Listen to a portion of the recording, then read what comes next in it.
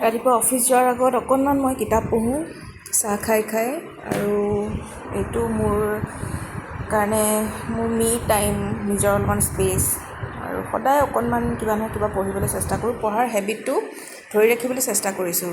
Android mobile অহাৰ পৰা আজিকালিতো মানুহে পঢ়া শুনা ইমান নকৰা হৈ গৈছে আৰু মইতো বেয়া অভ্যাস বুলিয়ে ভাবোঁ। চাহৰ কাপটো ইয়াতে থাকি গ'ল।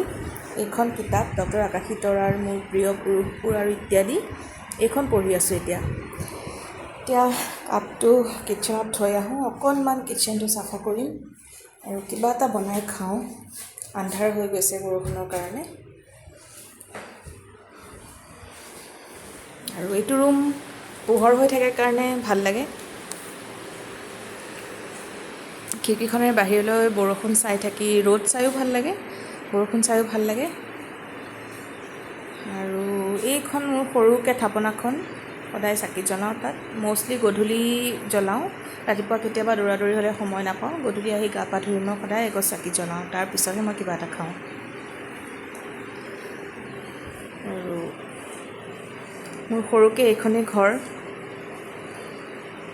আগলৈ মোৰ ব্লগবোৰ চাই থাকিব বুলি আশা কৰিলোঁ আৰু প্লিজ মোৰ চেনেলটো ছাবস্ক্ৰাইব, শ্বেয়াৰ আৰু লাইক কৰি দিব।